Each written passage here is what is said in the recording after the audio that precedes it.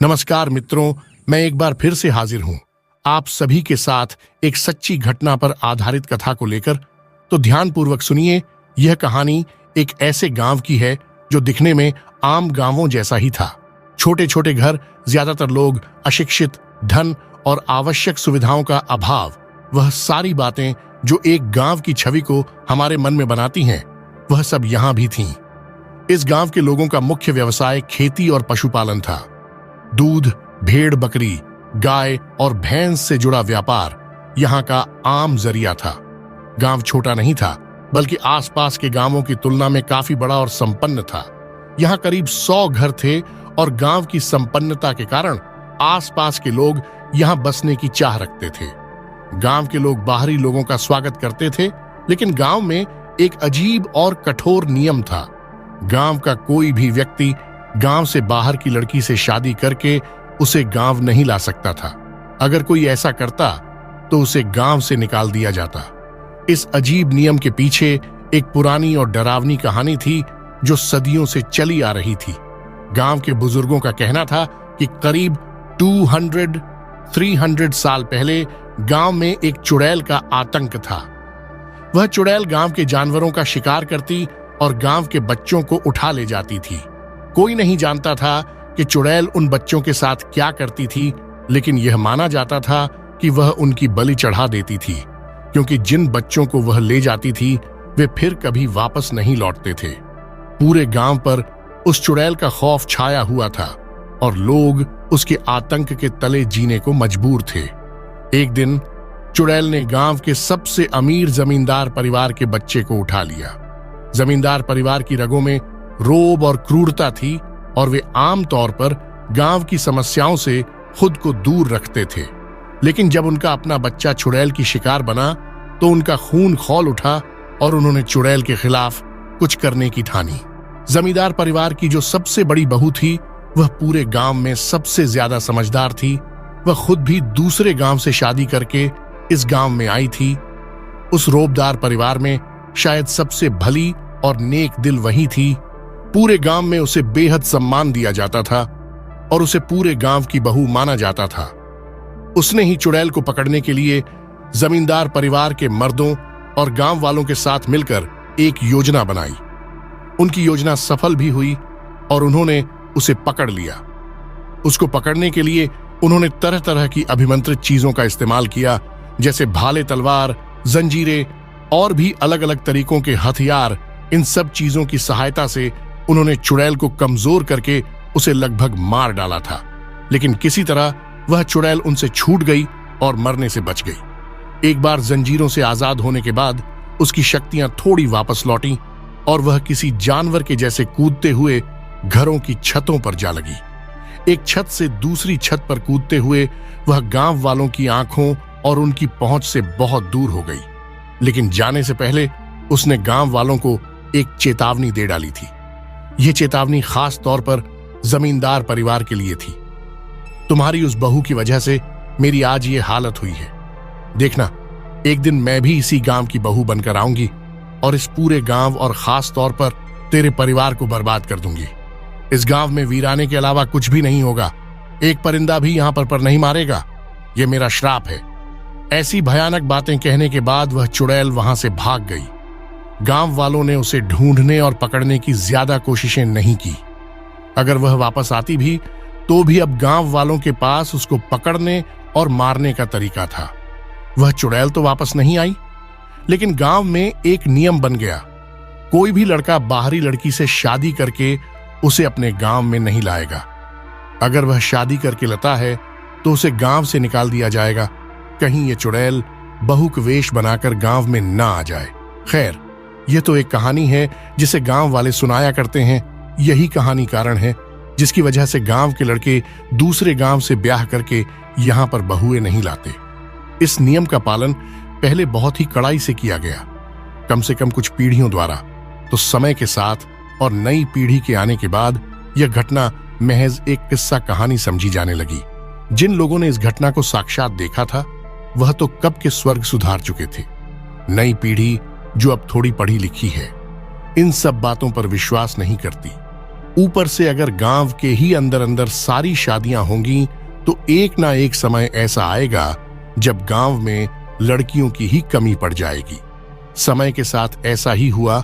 गांव में लड़कियों का अकाल पड़। गांव के युवा वैसे ही इस घिसी पिटी कहानी से उकता गए थे और इस पर आग में घी का काम एक दूसरी घटना ने कर दिया।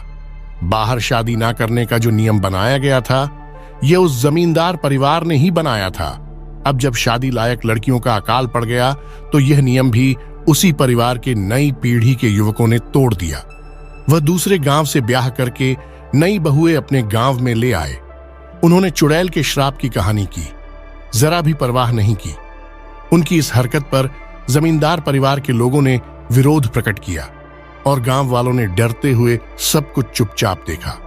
लेकिन समय के साथ जब उनकी उस हरकत से कुछ भी बुरा नहीं हुआ तो पूरे गांव में यह आत्मविश्वास जाग गया कि चुड़ैल की कहानी बस कहानी थी। इसके बाद तो इस शादी के नियम की धज्जियां उड़ा दी गई। जो चाहे जिस गांव में शादी करने लगा। देखते ही देखते गांव में कई बहुएं ऐसी हो गई जो बाहर के गांव की थी। आज की तारीख में इन सब बातों को 200 से 300 साल बीत चुके हैं। गांव में पहली बाहरी बहू करीब 150 साल पहले आई थी। उसके बाद भी आज कई और भी बाहरी बहुएं आ चुकी हैं, लेकिन गांव में कुछ भी अनर्थ नहीं हुआ। अब तो लोग इस कहानी को जैसे भूलने लगे थे।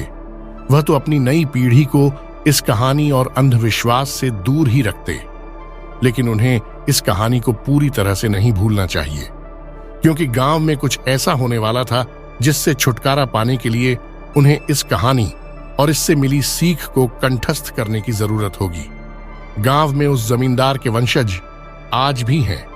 आज वह सिर्फ इस गांव के ही नहीं बल्कि आसपास के दूसरे गांव में भी सबसे अमीर हो चुके हैं। सब उन्हें सेठ जी कहते हैं। उनका रुतबा इतना है कि लोग उनसे बात करने में भी डरते हैं।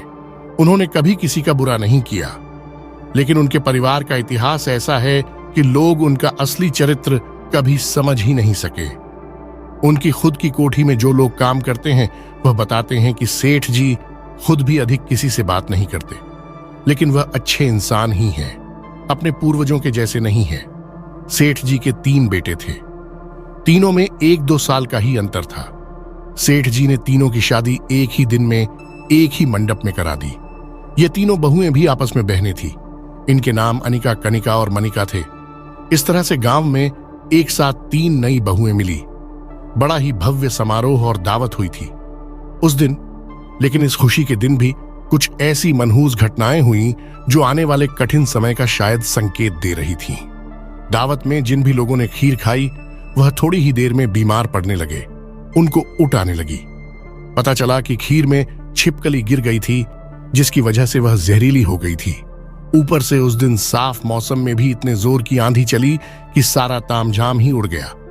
और सबसे बुरी बात यह कि नई बहुओं के हाथ से गांव की कुल देवी को जो दिए जलाए गए थे वह भी बुझकर जमीन पर गिर गए थे। गांव में किसी का भी इस ओर ध्यान नहीं गया कि यह सब घटनाएं एक बड़े हादसे का संकेत कर रही थी। अगली सुबह बाकी की ही तरह एक साधारण सुबह थी। गांव के चरवाहे रामलाल की पत्नी रत्ना सुबह उठी और अपने मवेशियों के बाड़े में जाने लगी, लेकिन वहां अंदर जो उसने देखा उसे देखकर उसकी चीख निकल गई। उसकी चीख सुनकर रामलाल और बाकी के कुछ लोग भी वहां पर आ गए। बाड़े के अंदर का नजारा देखकर वह भी हैरान थे। अंदर उनकी 2 से 3 बकरियां और एक गाय का शत विक्षत शरीर पड़ा हुआ था। किसी ने उनको चीर फाड़ कर रख दिया था। उनके शरीर का कुछ हिस्सा खाया गया था और कुछ हिस्सा वहीं पर पड़ा हुआ था। शायद से कोई शिकारी जानवर बाड़े में रात को घुस गया था, जहां रामलाल और बाकी के लोग जानवरों के निशान और उनसे बचने के तरीकों पर विचार कर रहे थे। वहीं रत्ना का दिमाग कहीं और चल रहा था। वो कल रात की हुई मनहूस घटनाओं को आज के इस कत्लेआम से जोड़कर देख रही थी। वह वैसे भी भूतों और आत्माओं में विश्वास रखती थी। लोगों के जाने के बाद उसने रामलाल से कहा, सुनिए, मुझे लगता है कि कल जो हुआ वह एक इशारा था। शायद वह वापस आ गई है। रामलाल को पहले तो समझ में नहीं आया कि रत्ना बोल क्या रही है। फिर उसने उसकी आंखों में बसे डर को समझते हुए धीरे से पूछा, कौन वो चुड़ैल? जवाब में रत्ना ने धीरे से डरते हुए हां में सिर हिला दिया।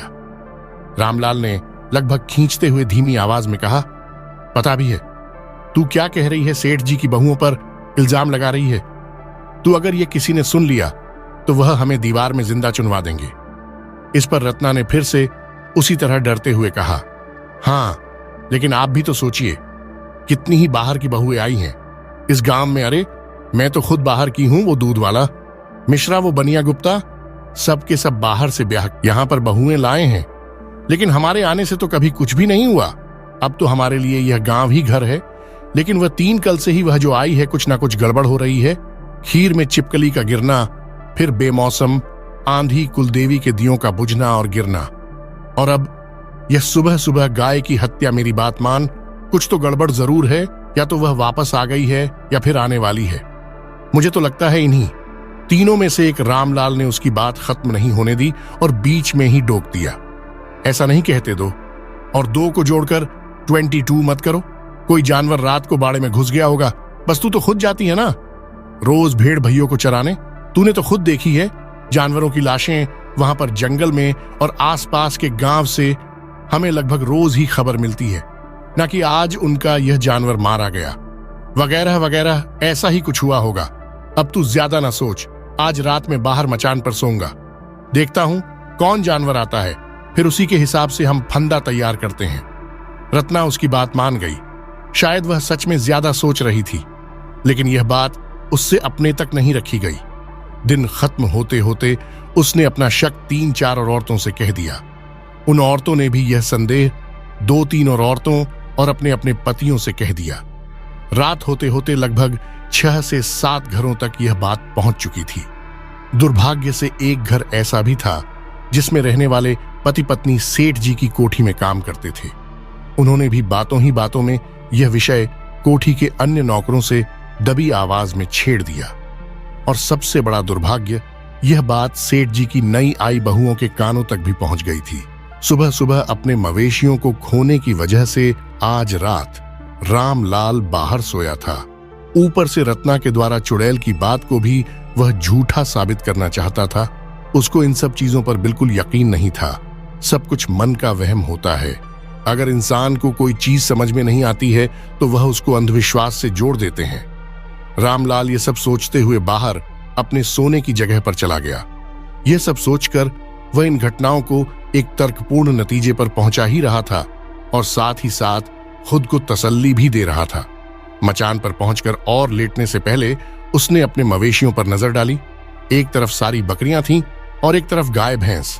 अगर कोई भी जानवर या चोर करीब आकर उनको मारने या ले जाने की कोशिश करेगा तो हल्ले से उसकी नींद आराम से खुल जाएगी।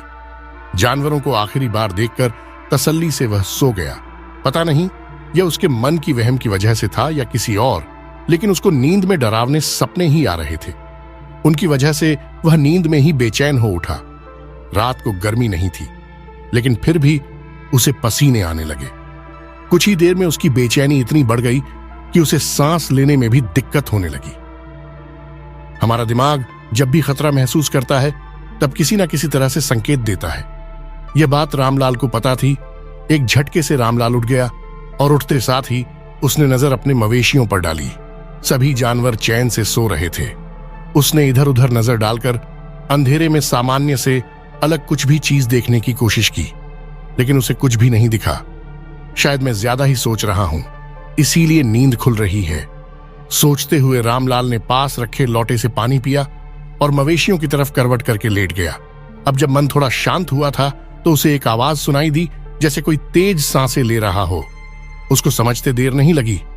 यह आवाज ठीक उसके मचान की छत से आ रही थी। लेटे हुए ही उसने तेजी से करवट बदली और छत की तरफ देखने लगा। वहां पर जो उसने देखा वो देखकर उसके और भी पसीने निकलने लगे। छत पर एक औरत छिपकली के जैसे चिपकी हुई थी। पीठ के बल उसके चेहरे के आगे पूरे उसके बाल बिखरे हुए थे और उसकी साड़ी से उसने सिर पर पल्लू भी लगाया हुआ था। इस वजह से उसका चेहरा ठीक से नहीं दिख रहा था और चेहरे की जगह सिर्फ अंधेरा दिखा था। उसके सांस लेने की आवाज ऐसी थी जैसे कोई जानवर धीरे धीरे गुर्र रहा हो। चिपके होते हुए भी उसके लंबे नाखून साफ दिख रहे थे। रामलाल को समझते देर नहीं लगी कि रत्ना का शक सही था। जानवरों के मारे जाने के पीछे एक चुड़ैल का ही हाथ था। रामलाल ने चिल्लाने और हिलने डुलने की बहुत कोशिश की, लेकिन वह जैसे जड़ हो चुका था। चाहकर भी वह ना तो हिल पा रहा था और ना ही किसी को आवाज दे पा रहा था। यह शायद इस चुड़ैल की शक्तियों की वजह से था। उसकी इस बेबसी पर वह चुड़ैल हल्के से हंसी। यह हंसी भी बिल्कुल अमानवीय थी। रामलाल समझ गया, आज शायद उसका आखिरी दिन था। आज चुड़ैल जानवरों की बजाय उसी का शिकार करेगी। लेकिन उस चुड़ैल को तो जैसे रामलाल की इस बेबसी और डर को देखकर मजा आ रहा था। काफी देर तक वह उसे अपना सिर दाएं बाएं टेढ़ा करके हल्के से हंसते हुए देखती रही। फिर आखिर उसने रामलाल से अपनी डरावनी आवाज में कहा, अपनी पत्नी को समझा दे, मेरे काम में दखल ना दे। मैं सिर्फ जानवरों का शिकार करती हूं, तो मुझे वह चुपचाप से करने दो। अगर मेरे काम में दखल दिया और मेरी असलियत पता लगाने की कोशिश की तो याद रखना, जानवरों को छोड़कर मैं तुम गांव वालों का ही शिकार करूंगी और तुम में से कोई मेरा कुछ नहीं बिगाड़ पाएगा। देख ली ना, मेरी शक्ति। अभी रामलाल ना तो कुछ बोल पा रहा था और ना ही अपना शरीर हिला पा रहा था। डरते हुए उसने बस हाँ में अपना सिर हिला दिया, यह जानने के लिए कि वह समझ गया। अपनी जान बचाने के लिए वह उस चुड़ैल की कोई भी शर्त मानने के लिए तैयार था। उसके सिर हिलाने पर वह चुड़ैल फिर से उसी डरावने अंदाज में हल्के से हंसी हंसी रुकते, साथ ही गजब की फुर्ती दिखाते हुए वो सीधा रामलाल के ऊपर कूद गई और उसके चेहरे के ठीक ऊपर अपने चेहरे को लेकर आ गई। वह इतनी पास आ गई थी कि उसके बिखरे बाल रामलाल के चेहरे से टकराने लग गए थे। उसकी सांसें रामलाल के चेहरे से टकरा रही और उसकी गंदी बदबू रामलाल महसूस कर सकता था। यह बदबू बिल्कुल सड़े हुए मांस की थी।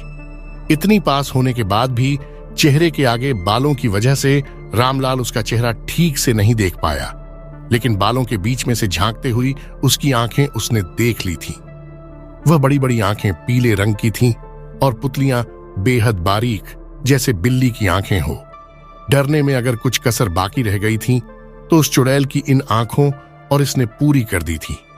फिर से एक तेज हरकत करते हुए वह चुड़ैल रामलाल के ऊपर से कूदी और मवेशियों के बाड़े की तरफ छलांग भर दी। वह बाड़ा मचान से इतना दूर था कि अगर कोई दौड़कर भी जाए तो उसको 3 से 4 मिनट लग जाएंगे, लेकिन उस चुड़ैल ने यह दूरी सिर्फ 3 छलांग में पूरी कर दी। उसके दूर जाने के बाद रामलाल अब फिर से हिलडुल सकता था। वो उठकर उस चुड़ैल को देखने लगा। उस चुड़ैल ने झपट्टा मारते हुए एक बकरे को दबोच लिया और वहीं पर चीर फाड़ दिया। फिर उसका मांस मुंह में दबाए वह फिर से छलांग मारती हुई गांव की ही तरफ कहीं गायब हो गई। चुड़ैल की आंखों से ओझल होने के बाद जैसे रामलाल के शरीर से उसका वश पूरी तरह टूटा और वह तेजी से रोने लगा। अभी तक तो वह डरा हुआ सम्मोही सा सब कुछ देख रहा था, लेकिन जो कुछ भी हुआ उसकी गंभीरता अब उसे समझ में आने लगी। उसने फिर से लोटे से पानी पिया और जो कुछ भी हुआ उसके बारे में सोचने लगा। चुड़ैल की चेतावनी से वह अंदर तक हिल गया था और चुड़ैल ने सीधे सीधे उसकी पत्नी के बारे में ही कहा था, यानी कि उस चुड़ैल ने कहीं ना कहीं से सुबह रत्ना की बातें सुन ली थीं। रत्ना का यह संदेह गांव के कुछ गिने चुने लोगों को ही पता था। उनमें से कुछ तो सेठ जी के यहां काम भी करते हैं। मतलब वह चुड़ैल वाकई में ही गांव में वेश बदल कर रह रही थी और सच में शायद 3 बहुओं में से ही एक है। और तो और अभी अभी वह चुड़ैल बकरे को लेकर वापस गांव की तरफ ही तो गई है। इन सब बातों से रामलाल को रत्ना की बातों पर विश्वास होने लगा था। वह चाहता था कि अभी जाए और सेठ जी के घर के आसपास एक चक्कर लगाए। अगर वह चुड़ैल सच में बहू के वेश में है तो जो बकरा लेकर वह अभी गई है उसका कुछ तो निशान जैसे खून, मांस या बकरे के बाल आसपास मिल जाएंगे।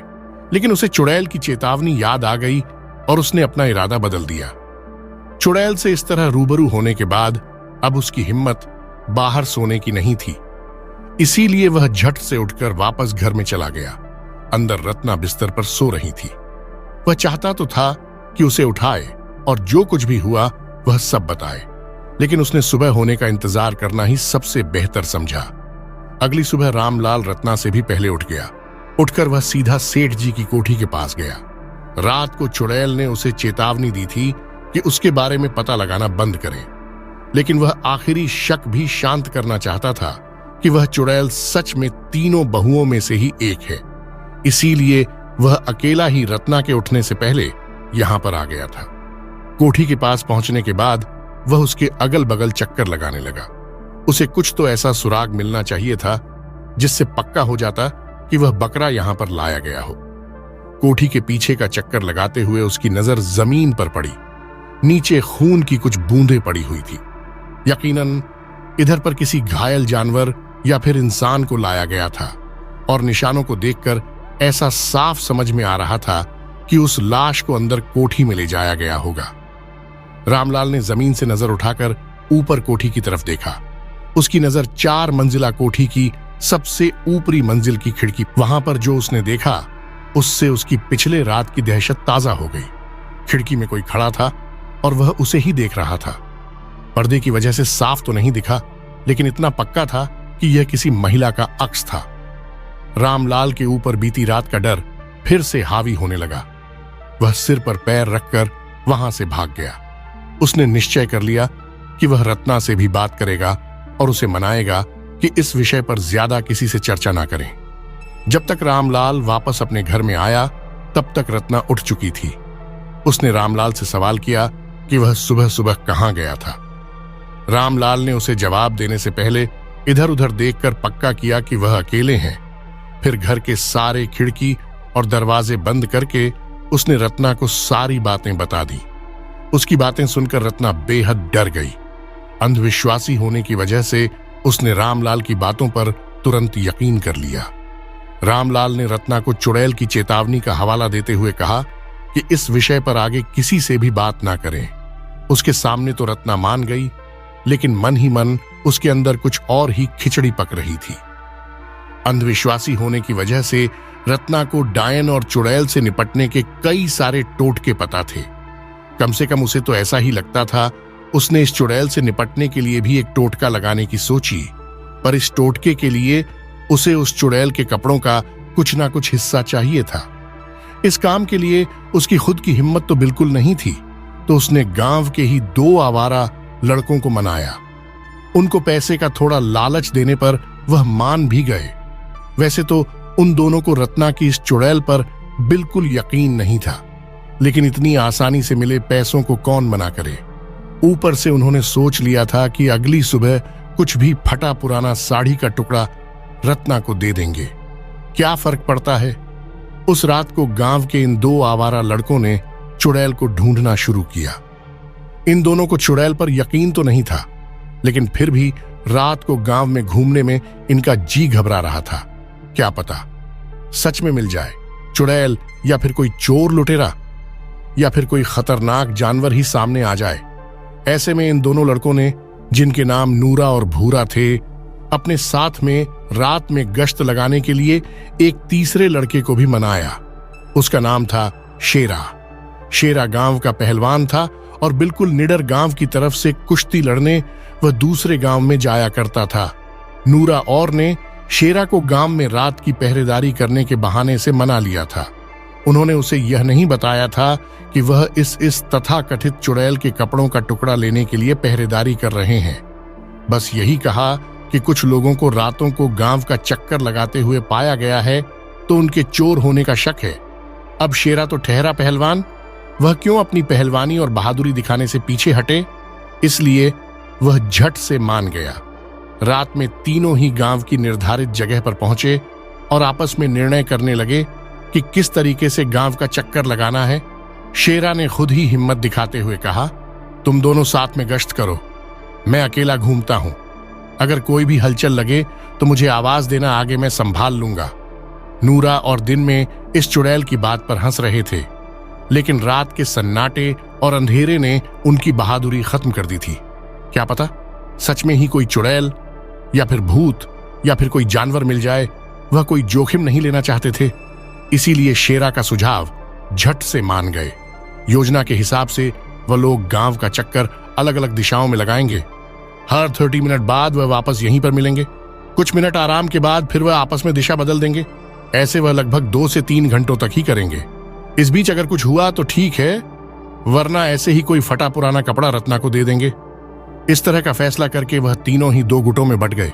चेरा अपनी ही धुन में मस्त चला जा रहा था। चलते चलते वो सेठ जी की कोठी के सामने से गुजरा। रात के अंधेरे में और वीराने में वह कोठी बेहद खूबसूरत लग रही थी। वह मन ही मन सोच रहा था कि ऐसी कोठी बनवाने के लिए उसे पता नहीं कितनी कुश्तियां जीतकर कितना बड़ा पहलवान बनना पड़ेगा। यह सब सोचता हुआ वह चला जा रहा था। तभी उसे कुछ आवाज सुनाई दी। यह आवाज ऐसी थी जैसे कोई दूर पर पायल पहनकर चल रहा हो। शेरा रुक गया और उस आवाज को गौर से सुनने लगा, लेकिन उसके रुकते साथ ही जैसे वो आवाज भी रुक गई। शायद झींगुर की आवाज होगी, रात के सन्नाटे में थोड़ी अलग लग रही है, उसने मन ही मन खुद से कहा और फिर आगे बढ़ने लगा। उसके आगे बढ़ते साथ ही फिर से वह पायल की आवाज आने लगी। जैसे जैसे वह आगे बढ़ रहा था, यह आवाज तेज होती जा रही थी। अब तक यह स्पष्ट हो गया था, यह कोई झिंगुर की आवाज नहीं, यकीनन कोई पायल पहना हुआ शेरा के पीछे पीछे आ रहा था और वह धीरे धीरे पास आता जा रहा था। शेरा फिर से पलटा, लेकिन उसके पलटते साथ ही आवाज फिर से बंद हो गई और पीछे फिर से रात के अंधेरे के अलावा कुछ न दिखा। वह फिर भी नहीं डरा। उसने अपना गमछा खोला और अपने हाथ पर मुक्के में बांधने लगा।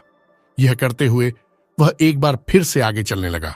उसके आगे बढ़ते साथ ही एक बार फिर से वह पायल की आवाज उसके पीछे से आने लगी। शेरा का पूरा ध्यान उस आवाज पर था।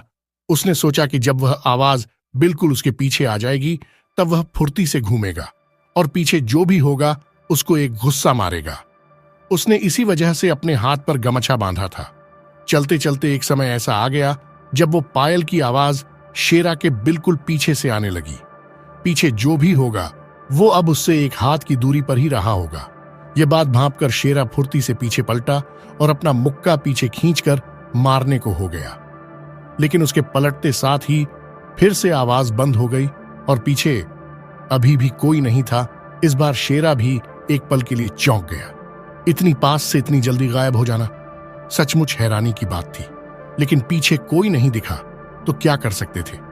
वह अपनी गश्त पर चलने के लिए वापस पलटा, लेकिन इस बार वह चुड़ैल अब उसके ठीक सामने आ चुकी थी। उसके पलटने पर वह उसके पीछे इतनी पास थी कि अगर वह पूरा पलट और एक कदम भी बढ़ाता तो पक्का उससे टकरा जाता। उस भयानक आकृति को अचानक से अपनी इतनी पास देखकर शेरा सकपका गया और पीछे जा गिरा। वह आकृति उसी हुलिया में थी जैसी रामलाल ने देखा था। बदन पर साड़ी, चेहरे के आगे पूरे बाल, सिर पर पल्लू और उंगलियों में तेज नाखून। यह नजारा देखकर एक पल के लिए शेरा भी डर गया और उसका मन हुआ कि भाग जाए, लेकिन फिर उसके अंदर का पहलवान जागा और वह उठ खड़ा हुआ। वह चुड़ैल अभी भी उसी तरह हल्के से गुर्राते हुए खड़ी थी। शेरा उठकर गुस्से से उस चुड़ैल की तरफ बहादुरी दिखाते हुए बढ़ा और उसके चेहरे पर एक मुक्का मार दिया। उसके जैसे हट्टे कट्टे पहलवान का हाथ पड़ने पर अच्छे अच्छे धराशायी हो जाते थे। फिर यह क्या चीज थी, लेकिन उसके आश्चर्य का ठिकाना न रहा जब उसने देखा कि उसके गुस्से से वह चुड़ैल हिली तक नहीं।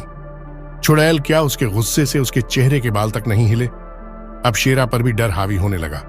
उसको यकीन हो गया था कि सामने जो है वह किसी की शरारत नहीं बल्कि सच में कुछ बला है। डरते हुए वो पीछे हटने लगा और फिर पलटकर भागा।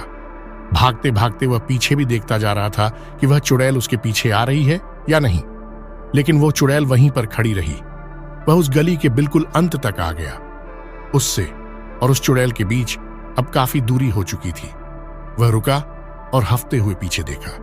अंधेरा होने के बावजूद उसे उस चुड़ैल का साया गली के दूसरे छोर पर साफ दिख रहा था। और फिर तब उस चुड़ैल ने वह हरकत की जिससे शेरा की बची खुची हिम्मत भी जवाब दे गई। उस चुड़ैल ने 3 छलांग लगाई। पहली छलांग सेठ जी के घर की छत पर, दूसरी छलांग वहां से कुछ दूरी पर मौजूद एक दूसरे घर की छत पर, और तीसरी छलांग में वह सीधा शेरा के सामने आ गई। उसकी यह हरकत देखकर शेरा दंग रह गया। यह जो भी चीज थी पक्के तौर पर ना तो यह इंसान थी और ना ही कोई जानवर। उसके इस तरह से छलांग मारकर सामने आ जाने से शेरा को यह समझ में आ गया था कि इससे बचकर भाग पाना संभव नहीं। अब की बार उस चुड़ैल ने शेरा पर वार किया। एक झटके से उसने शेरा का गला पकड़ लिया और उसे जमीन से ऊपर उठा लिया। उसके जैसे हट्टे कट्टे पहलवान को एक हाथ से उठाना दूसरे पहलवानों के लिए भी मुमकिन नहीं था। वो चुड़ैल उसका गला पकड़े हुए ही उसके चेहरे को अपने चेहरे के पास लेकर आई और फिर शेरा ने भी देखा। उस चुड़ैल की उन आंखों को जो रामलाल ने देखी थी, ये आंखें शायद डर की असली परिभाषा थी। उन आंखों को देखकर शेरा का खून सूख गया। वो चीखना चिल्लाना चाहता था, लेकिन उसका गला इतनी ताकत से पकड़ा गया था कि उसके हलक से फूंक तक की आवाज नहीं निकल पा रही थी। लेकिन उसे चिल्लाने की जरूरत नहीं पड़ी, क्योंकि उस चुड़ैल ने ही शेरा की आंखों में देखते हुए एक जोर की चीख मारी। यह चीख नूरा और ने भी सुनी, और साथ में शायद गांव के दूसरे लोगों ने भी, क्योंकि इस चीख के बाद कुछ घरों में बत्तियां जलने लगी थी। चुड़ैल को भी इस बात का एहसास हो गया कि उसकी चीख से लोगों की नींद टूट गई है, इसलिए उसने भी शेरा का गला छोड़कर वहीं पर पटक दिया।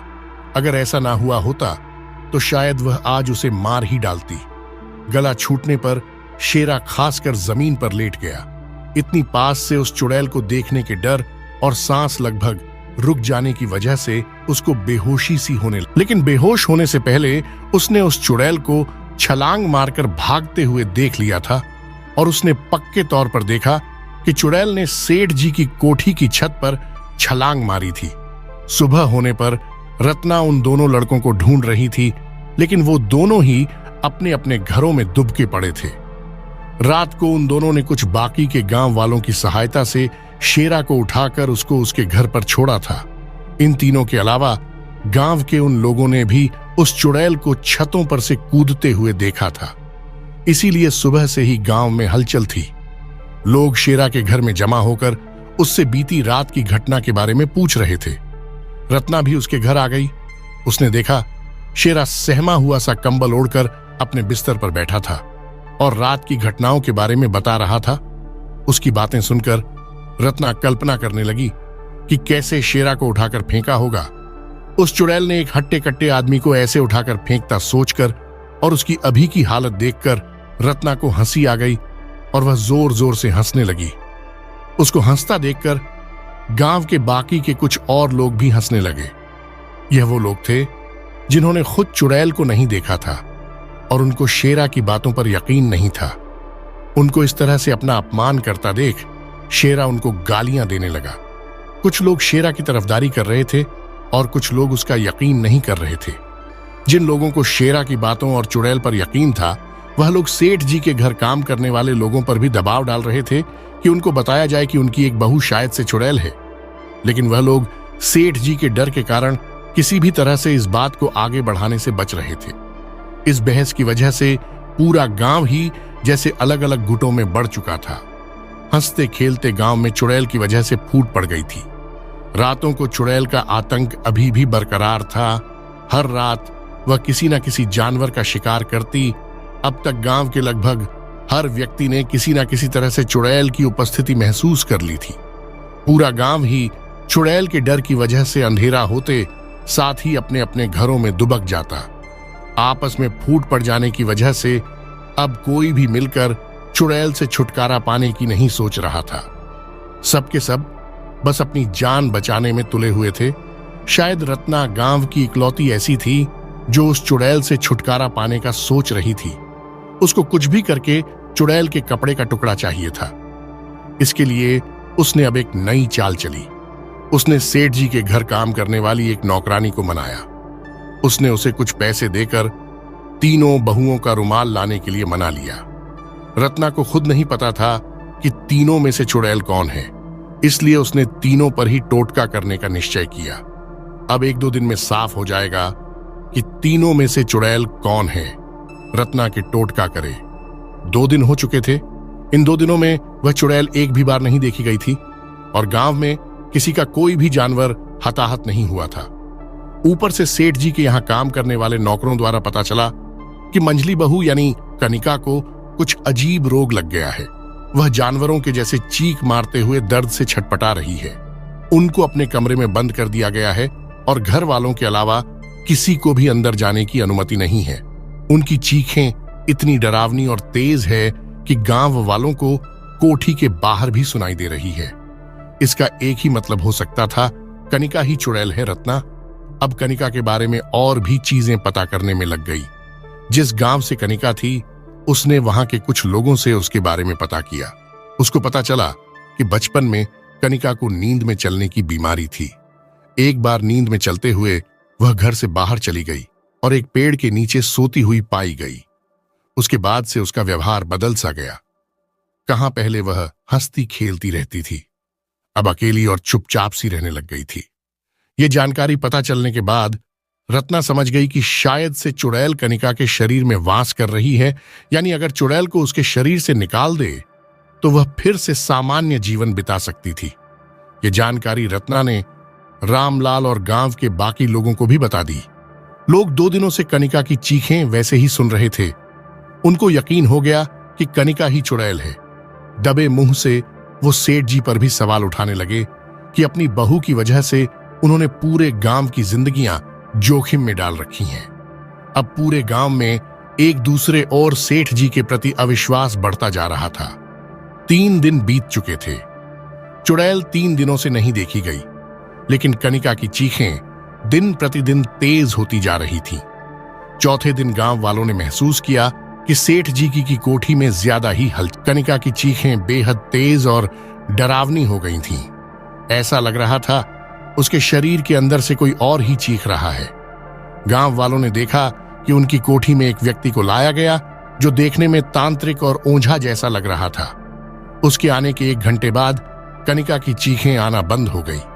इसके 2 ही मतलब हो सकते थे, या तो उसके शरीर से चुड़ैल को निकाल दिया गया होगा या फिर रत्ना का टोटका टूट चुका है। उसी शाम को सेठ जी के घर की वही नौकरानी रत्ना से मिली। उसने बताया कि उस झा ने आते साथ ही कनिका की हालत देख करके बता दिया कि इस पर टोटका किया गया है। उसने यह भी बता दिया कि टोटका करने के लिए उनके किसी कपड़े का सहारा लिया गया है। उसने टोटका तोड़ दिया और सेठ जी ने सभी नौकरों को कनिका के कपड़ों से दूर रहने के निर्देश दे दिए। अब उनका कोई भी कपड़ा दोबारा लाना मुमकिन नहीं होगा। पर अच्छी बात यह थी कि सेठ जी ने इस बारे में ज्यादा पूछताछ नहीं की कि क्या कपड़ा इस्तेमाल हुआ, कौन उस कपड़े को ले गया और टोटका किया, किसने। इसका मतलब वह नौकरानी और रत्ना दोनों ही सुरक्षित थे। यह खबर रत्ना के लिए अच्छी भी थी और बुरी भी। अच्छी इसलिए कि वह सेठ जी के गुस्से से बच गई थी, और बुरी इसलिए कि उसको पता था आज रात से वह चुड़ैल फिर से रातों को निकलेगी और अपना गुस्सा निकालेगी। उसका सोचना सही था। रात को चुड़ैल वापस आ गई। उस रात उसने कई जानवर मारे, लोगों के घरों में टूट फूट की रातों को लोगों के घरों में दस्तक भी दी। घरों में दस्तक देकर वह हर घर में एक ही चीज पूछ रही थी, टोटका किसने किया। रत्ना और उस नौकरानी के अलावा गांव में किसी को भी नहीं पता था कि यह टोटका रत्ना ने किया, और यह बात दोनों में से कोई भी किसी को नहीं बताने वाला था। इसीलिए चुड़ैल गुस्से में रातों को गांव में घूमती रही। चुड़ैल के इस व्यवहार की वजह से गांव वाले अब उससे पहले से भी ज्यादा डरने लगे। अब वह दिन में भी सेठ जी की कोठी के सामने से जाने से डरने लगे। कोठी के नौकर भी कनिका के सामने जाने से डरने लगे थे। गांव के लोगों में आपस में बढ़ते अविश्वास, लोगों में डर और धमकियों की वजह से चुड़ैल अब बेखौफ हो चुकी थी। उसे अब कुछ फर्क नहीं पड़ता था कि कोई उसे देखे या ना देखे। सबको विश्वास हो गया था कि कनिका ही चुड़ैल है। अब रातों को अक्सर वह छतों पर छलांग मारती हुई दिख जाती थी। जो भी यह नजारा गलती से भी देख लेता, वह अंदर तक डर के मारे कांप जाता। यह दृश्य था ही इतना भयानक। एक डरावनी औरत रातों को गांव की छतों पर एक ओर से दूसरी ओर बिजली की गति से कूद रही हो। यह दृश्य अच्छे से अच्छे बहादुर इंसान के इरादे भी पीस डालता था। इस चुड़ैल का जहां मन होता वह वहां जाती, जिसके मवेशी का उसको शिकार करना होता वह उसका शिकार करती, जैसे अब उसे रोकने वाला कोई नहीं था। गांव वाले बस अपने अपने परिवार और अपने अपने मवेशियों की हिफाजत के बारे में ही सोच रहे थे। वह सिर्फ चुड़ैल ही नहीं, बल्कि सेठ जी के डर की वजह से भी कुछ भी कर पाने में विवश महसूस कर रहे थे। ऐसी ही एक रात को वह चुड़ैल छतों पर बैठी अपने शिकार को टटोल रही थी। गांव वाले अपने अपने भविष्य को कहां छुपाते हैं, यह उसे पता था। वह तो बस ये निर्णय कर रही थी कि आज किस घर के जानवर का शिकार करें। वह सोच ही रही थी कि उसके कानों में एक आवाज आई। यह एक भैंस की आवाज थी। वह उस आवाज की दिशा में बिजली के जैसे फुर्ती दिखाते हुए पहुंची। उसने देखा वहां पर एक भैंस सच में खड़ी थी और चारा खा रही थी। गांव वाले अपने जानवरों को रात को छुपा देते थे। लेकिन शायद से भैंस किसी तरह अपने बाड़े में से निकल भागी। शिकार के खुद चलकर सामने आ जाने से वह चुड़ैल एक डरावने तरीके से मुस्कुराई। अगर इस समय कोई उसे देखता तो उसे दिल का दौरा पक्के से पड़ जाता। रात के अंधेरे में दीवार पर छिपकली के जैसे चिपकी डरावनी औरत, उसके चेहरे के सामने पूरे बाल, बड़ी बड़ी पीली आंखें और उनमें बारीक पुत फटे हुए होठों पर भयानक मुस्कान और उसमें से निकलते उसके लंबे पहने दांत। यह नजारा देखकर इंसान के मन में जो भावनाएं आती हैं, डर उसी को कहते हैं। वह भैंस इत्मीनान से चारा खा रही थी। उसे तो पता भी नहीं था कि आज वह शिकार बनने वाली है। काश वह अपने बाड़े से बाहर ना निकली होती। वह चुड़ैल दीवार पर हाथों और पैरों के बल रेंगते हुए धीरे से नीचे आ गई। किसी शिकारी जानवर की तरह वह चुपके से उस भैंस के पीछे जाने लगी। वह शिकार करने का पूरा लुत्फ उठाना चाहती थी। बस थोड़ी पास और फिर वह एक छलांग मारकर उसके गले पर अपने नाखूनों से प्रहार करेगी। उससे वह भैंस आवाज भी नहीं निकाल पाएगी और एक दर्दनाक मौत मरेगी। उस चुड़ैल को यह सब सोचते सोचते खुशी हो रही थी। थोड़ा और पास जाने पर अचानक से एक टन की आवाज हुई। चुड़ैल को समझ में नहीं आया कि यह आवाज कहां से हुई। वो इधर उधर देखने लगी। फिर तब उसका ध्यान गया। अपने पैरों पर, उसके एक पैर पर लोहे का एक शिकंजा कस चुका था जो एक मोटी जंजीर से लगा हुआ। उस जंजीर का दूसरा सिरा दीवार से लगा हुआ था। उस फंदे को बेहद चतुराई से छुपाया गया था। चुड़ैल को समझते देर नहीं लगी कि यह उसे पकड़ने की एक चाल थी। कुछ ही देर में वहां पर गांव वाले इकट्ठा होने लगे। उनके हाथों में मशाल, लाठी और दूसरे हथियार थे। चुड़ैल हैरानी से इधर उधर सबको देखने लगी। उसके हिसाब से तो गांव में आपस में फूट डल चुकी थी और वह सभी उससे डरे हुए थे। लेकिन यहां तो इन लोगों ने आपस में मिलकर उसे ही पकड़ने की चाल रच डाली। लेकिन इन लोगों ने ऐसी चाल इतने अच्छे से संपन्न कैसे कर ली? इसका जवाब उस चुड़ैल को अगले ही मिनट में मिल गया, जब इस पूरी साजिश के नेता उसके सामने आए। यह कोई और नहीं, खुद सेठ जी ही थे। उन्होंने कब गांव वालों के साथ में चाल रच डाली, किसी को पता भी नहीं चला, खुद उस चुड़ैल को भी नहीं। सेठ जी को सामने देखकर वह चुड़ैल डरावनी आवाज में बोली, अच्छा, तो तुम लोगों में एकता अभी खत्म नहीं हुई। कोई बात नहीं, तुम्हें क्या लगता है यह मामूली सी कड़ी और जंजीर मुझे रोक सकेगी? अगर तुम लोगों को सच में ऐसा लगा तो तुमसे बड़ा बेवकूफ दुनिया में कोई नहीं। उसकी बात सही थी। इतनी ताकतवर चुड़ैल के लिए वह जंजीर तोड़ना कोई मुश्किल काम नहीं था। वह चुड़ैल अब उस जंजीर को अपने हाथों से तोड़ने लगी और गांव वाले डरे हुए से उसको तोड़ते हुए देख रहे थे। उसके बंधे होने के बावजूद किसी की हिम्मत नहीं थी कि वह चुड़ैल के पास जाए। लेकिन वह चुड़ैल जंजीर को नहीं तोड़ पाई, बल्कि वो तो इन्हों की ही तरह जंजीर तोड़ने के प्रयास के बाद थक गई और हाँफने लगी। उसकी खुद की समझ में नहीं आया कि यह उसके साथ क्या हो रहा है। इसका जवाब सेठ जी ने दिया, बेकार की कोशिशें मत कर चुड़ैल, यह मामूली जंजीरें नहीं हैं। इनको हमने एक पहुंचे हुए साधु के द्वारा अभिमंत्रित किया है। उन्हीं साधु को ढूंढने और उनसे तुझसे छुटकारा पाने का उपाय जानने के लिए हम इतने दिनों से चुप थे और तुझे लगा कि तुझसे डर गए और हम लोगों में वाकई आपस में फूट डल गई। कोई भी काली शक्ति इस जंजीर को नहीं तोड़ सकती। तू चाहे लाख कोशिश कर ले, लेकिन इस जन्म में तू इस जंजीर से नहीं छूट सकती। यह बात चुड़ैल के लिए भी अब परेशानी खड़ी करने वाली थी। सिर्फ कैद होना अलग बात थी, लेकिन इस जंजीर की शक्ति की वजह से वह खुद को कमजोर महसूस कर रही थी, वरना थकावट तो उसने आज तक महसूस ही नहीं की थी। अगर वो जल्दी कुछ नहीं करेगी तो यह लोग उस पर हमला करके घायल कर सकते थे। सेठ जी ने अपनी बात खत्म करने के बाद गांव वालों को इशारा किया, मारो इसे लाठियों से, आज इस चुड़ैल का पर्दाफाश होकर रहेगा। गांव वाले उसकी बात सुनकर धीरे धीरे चुड़ैल की तरफ बढ़ने लगे। चुड़ैल बंधी तो हुई थी, लेकिन उन लोगों के मन में अभी भी उसका खौफ बरकरार था। उस चुड़ैल ने भी यह बात भांप ली और उनकी तरफ देखकर डरावनी चीख मारने लगी। उसकी चीख सुनकर गांव वाले फिर से डर के मारे धीरे धीरे पीछे हटने लगे। उनको पीछा हटता देख चुड़ैल खुश होने लगी। शायद उसे समय मिल जाएगा और यहां से निकलने की कोई तरकीब सूझ जाए। तभी उस चुड़ैल के सिर के पीछे से लाठी से एक जोरदार वार हुआ। सामान्य स्थिति में तो उसे कुछ फर्क नहीं पड़ता, लेकिन फिलहाल वह कमजोर थी, इसलिए इतनी तेज लाठी पड़ने की वजह से वह गिर गई और उसके सिर पर रखा साड़ी का पल्लू भी गिर गया। ये लाठी का वार करने वाला शख्स था शेरा। वह उस चुड़ैल से बदला लेने की फिराक में था। इसने उसकी बहादुरी पर सवाल जो खड़े किए थे, अपने ऊपर इस तरह हमला होने की वजह से वह चुड़ैल गुस्से में धीरे धीरे खड़ी हुई।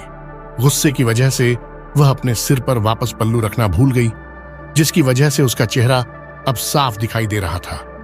हालांकि कि उसका चेहरा अभी भी भयानक सा और अमानवीय था, लेकिन अब लोगों को साफ समझ में आ गया कि यह चुड़ैल आखिर है कौन। गांव के लोगों ने हैरानी से सेठ जी की तरफ देखा। वहीं सेठ जी के चेहरे पर कठोर भाव आ गए, जैसे उन्हें पहले से ही शक हो चुका था। फिर सेठ जी ने उस चुड़ैल को उसका नाम लेकर पुकारा। रत्ना, मुझे पहले ही शक हो गया था कि यह तू ही है। तूने ही सबसे पहले चुड़ैल की अफवाह उड़ाई। तूने ही हमारी बहुओं पर इल्जाम लगाया। तेरी ही मवेशियों पर सबसे पहले हमले हुए। तूने ही हमारी बहू पर टोटका किया और फिर तूने ही गांव वालों में आपस में लड़ाई करवाने की कोशिशें की। तुझे क्या लगा जो सब गांव में होता है? मुझे इसकी जानकारी नहीं। मेरे लोग मेरे बहुत वफादार हैं, वह जानते हैं। खबर अच्छी हो या बुरी, मैं उनको कभी कुछ नहीं करूंगा।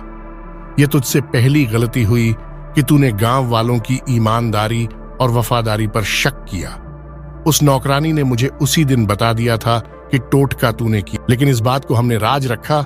और तेरी दूसरी गलती वह तूने तब की जब तूने शेरा का गला पकड़कर चीख मारी हमारे ही घर के इतनी पास। अगर कोई ऐसी चीख मारेगा तो क्या हमारी नींद नहीं खुलेगी? उस रात को सिर्फ मैंने ही नहीं, बल्कि हमारे घर के और भी लोगों ने तुझे छतों से भागते हुए देख लिया था, वो भी साथ में। और सबसे अच्छी बात यह कि हमारी तीनों बहुएं उस समय हमारे साथ थी। हम सबने ही तुझे देखा था, इसीलिए उनके चुड़ैल होने का तो सवाल ही नहीं था। उसके बाद ही मेरा शक तेरे पर गया और हमने कुछ विश्वसनीय साथियों के साथ यह चाल चली। सेठ जी की बातें सुनकर वह चुड़ैल उर्फ रत्ना, जो कि चरवाहे रामलाल की पत्नी थी, सत्य में आ गई। हाँ, उस रात उसने चीख मारी थी। उस रात उसका चीखना उसकी खुद की योजना का हिस्सा नहीं था, लेकिन जब शेरा ने उसे घूंसा मारा तो उसकी हिम्मत देखकर उसको गुस्सा आ गया। वह नहीं चाहती थी कि गांव में कोई भी उसकी हिम्मत की दात दे, इसलिए उसकी बहादुरी को तोड़ना उसके लिए जरूरी था। इसीलिए अगले दिन रत्ना ने शेरा की हंसी भी उड़ाई थी, ताकि लोग उसकी हिम्मत को भूलकर उसका मजाक बनाने लगे। उस दिन एक मामूली से घूंसे से रत्ना इतना गुस्सा हो गई थी, लेकिन फिर अभी आज तो उसने पूरी लाठी उसके सिर पर दे मारी थी और उस लाठी की वजह से वह जमीन पर भी गिर गई थी। उसने महसूस किया कि शेरा के इस वार से गांव वालों का आत्मविश्वास जाग रहा है। उनका आत्मविश्वास तोड़ने के लिए उसने फिर से चीख मारी। यह चीख पहली वाली जीवों से भी ज्यादा तेज और भयानक थी। बेहद डरावने ढंग से गुर्राते और फूफकाते हुए वह शेरा की तरफ मुड़ी। शेरा ने फिर से लाठी से उस पर वार किया, लेकिन इस बार रत्ना तैयार थी। भले ही वो बंधी हुई थी, लेकिन फिर भी वह सभी गांव वालों पर अकेली ही भारी पड़ सकती थी। उसने फुर्ती से शेरा की लाठी पकड़ ली और अपने आजाद पैर से उसके पेट पर एक लात मारी। उसकी ताकतवर लात से शेरा कुछ दूर पर जाकर गिरा। रत्ना ने लाठी वहीं पर पटक दी और फिर उसने अपने नाखूनों को आगे करके एक छलांग भरी। वह सीधा शेरा के ऊपर कूदकर अपने नाखूनों से उसका पेट फाड़ डालना चाहती थी, लेकिन किस्मत से जिस जंजीर से वह बंधी हुई थी उसकी लंबाई छोटी पड़ गई और वह सिर्फ उसके पैरों तक ही पहुंच पाई। फिर भी उसने अपने नाखून शेरा के पैरों में इतने अंदर घुसा दिए कि वह आर पार हो गए। शेरा दर्द से कराह उठा और उसकी पहुंच से दूर होने की कोशिश करने लगा। उसे दर्द से छटपटा देख रत्ना को बेहद मजा आ रहा था और वह फिर से उसी डरावने अंदाज में हंसने लगी। शेरा की यह हालत देखकर अब गांव वालों में जोश आया और वह उस चुड़ैल के पास भागकर जाने लगे। उस चुड़ैल का एक पैर जंजीर से बंधा हुआ था और दोनों हाथ उसने शेरा के पैर में घुसा रखे थे, इसलिए अभी उस पर हमला किया जा सकता था। गांव वालों ने इसी बात का फायदा उठाकर उस पर लाठियों से वार करना शुरू कर दिया। एक साथ इतनी लाठी की वार की वजह से रत्ना को शेरा को छोड़ना पड़ा और वह अपना बचाव करने लगी। छूटने पर शेरा जल्दी से रत्ना की पहुंच से दूर हो गया, लेकिन जख्मों की वजह से अब उससे खड़ा भी नहीं हुआ जा रहा था। रत्ना जैसी शक्तिशाली चुड़ैल के लिए एक साथ इतने सारे गांव वालों का सामना करना कोई मुश्किल नहीं थी। वह तो उन सबको उनकी पलकें झपकाने से पहले ही मार सकती थी, लेकिन फिलहाल वह अभिमंत्रित कड़ियों में कैद थी और उसने महसूस किया कि जितना समय वह इन कड़ियों में बिताती है उतनी ही कमजोर होती जा रही है। अगर वह कुछ समय और ऐसी बंदी रहती तो यकीनन उसकी सारी शक्तियां खत्म हो जाती। इसी वजह से अब रत्ना को गांव वालों से अपना बचाव करने में कठिनाई होने लगी। वह लाठी के वारों को रोक तो रही थी, लेकिन गांव वालों की इतनी संख्या होने और उस पर कमजोरी हावी होने की वजह से अब इक्का दुक्का लाठी उसके सिर पर पड़ ही जाती। अचानक से उसके दिमाग में एक विचार आया। उसने अपनी बची हुई ताकत से गांव वालों को धक्का मारकर अपने से दूर किया। फिर वह जंजीर के दूसरे छोर में गई, जो कि दीवार से लगा हुआ था। भले ही वह जंजीर या कड़ी को नहीं तोड़ सकती थी, लेकिन जंजीर का दूसरा सिरा तो उखाड़ सकती थी ना। पूरी ताकत लगाने के बाद आखिर वह जंजीर दीवार से उखड़ ही गई। रत्ना आजाद हो चुकी थी, लेकिन उसके पैर अभी भी बेड़ियों में थे। इसीलिए वह कमजोर थी और गांव वालों का मुकाबला नहीं कर सकती थी। उसने वहां से भागने में ही अपनी भलाई समझी। वो फिर से उसी तरह छिपकली की तरह सपाट दीवार पर चढ़कर छत पर पहुंची। गांव वाले वहां उसका पीछा नहीं कर सकते थे, इसीलिए वो उस दीवार के नीचे ही आ गए। छत पर पहुंचकर रत्ना ने गांव वालों और सेठ जी की तरफ देखा और चीख मारकर हाथे हुए कहने लगी, इस सदी में भी तुम लोग बच गए। कोई बात, मैं वापस आऊंगी। तुम सब के सब तो बूढ़े होकर मर जाओगे, लेकिन मैं हमेशा रहूंगी। फिर से आज रात की यह घटना एक किस्सा कहानी बनकर रह जाएगी। फिर से गांव में नई पीढ़ी आएगी जो इस घटना पर विश्वास नहीं करेगी। फिर से मैं इस गांव की बहू बनकर आऊंगी और इस गांव को उजाड़ दूंगी। तुम चाहो रहो या ना रहो, मैं और मेरा श्राप हमेशा रहेगा। यह चेतावनी देने के बाद रत्ना अंधेरे में गायब हो गई। गांव वालों ने कुछ दूर उसका पीछा किया और ढूंढने की कोशिशें भी की, लेकिन ना जाने वह कहां चली गई। उसके ना मिलने के बाद सभी गांव वाले भी वापस आ गए। इस पूरी घटना को रामलाल ने भी देखा था, वह जो सालों से इस चुड़ैल के पति के तौर पर रह रहा था। रत्ना जब भी रातों को चुड़ैल के वश में निकलती, वह रामलाल के ऊपर एक तरह का जादू करके जाती थी। इससे रामलाल की नींद सुबह होने से पहले कभी नहीं खुलती थी। सुबह होने पर पूरे गांव में तरह तरह की बातें हो रही थीं। जो कुछ रात को हुआ उसको ध्यान में रखते हुए क्या गांव के बाहर से बहुएं लाना सही रहेगा? फिलहाल तो सभी इस पक्ष में थे कि नहीं लाना चाहिए, आगे का बाद में देखा जाएगा। लेकिन ऐसा कब तक चलता? समय के साथ गांव में शादी के लिए लड़कियों की कमी फिर से होने लगी। इस वजह से गांव के लड़के गांव ही छोड़कर जाने लगे। चुड़ैल का श्राप सिर्फ गांव तक सीमित था, इसीलिए वह गांव से बाहर शादी करके गांव के बाहर ही बसने लगे। जो लोग पहले से शादीशुदा थे वह अभी भी गांव में ही रहते थे। कुछ समय में ही आधुनिकीकरण और शहरीकरण भी शुरू हो गया। जो लोग गांव में थे उनके बच्चे भी या तो दूसरे गांव में शादी करके वहीं बस जाते या फिर शहर में बस जाते। देखते ही देखते अगले कुछ दशकों में गांव में गिनती के बुजुर्ग ही बचे। सारे जवान और बच्चे दूसरे गांव या शहर में बस चुके थे। अब सोचने वाली बात यह है कि आखिर जीत किसकी हुई, गांव वालों की जिन्होंने चुड़ैल से अपने गांव को बचा लिया, या फिर उस चुड़ैल की जिसने गांव को उजाड़ने का श्राप दिया था? देखा जाए तो गांव वालों ने चुड़ैल को कमजोर करके भगा दिया था और कहीं ना कहीं चुड़ैल का श्राप भी सच हो ही गया था, क्योंकि गांव के बुजुर्गों की आखिरी पीढ़ी खत्म होने के बाद अब अगले कुछ सालों में गांव पूरी तरह से वीराने में बदल ही जाएगा। इसीलिए एक तरह से दोनों ही पक्षों की जीत भी हुई और दोनों ही पक्षों की हार। किसकी हार हुई और किसकी जीत, इसका निर्णय आप खुद कीजिए। अगर आपके पास भी कोई अनोखी और रहस्यमय घटना की कहानी है तो हमसे जरूर साझा करें।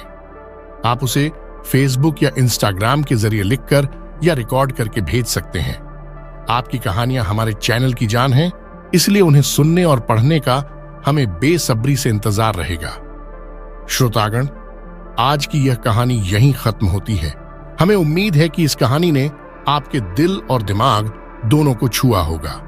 आपकी राय जानना हमारे लिए बहुत मायने रखता है, तो कमेंट्स में जरूर बताएं कि आपको यह कहानी कैसी लगी। और हाँ, अगर आप हमारे चैनल पर नए हैं तो रिश्ते की गांठ पक्की करने के लिए चैनल को अभी सब्सक्राइब करें और बेल आइकन को जरूर दबाएं, ताकि हर नई कहानी की सूचना सबसे पहले आप तक पहुंचे। अपना और अपने परिवार का ख्याल रखे। मिलते हैं एक और धारावाहिक के साथ। भाइयों बहनों, नमस्कार।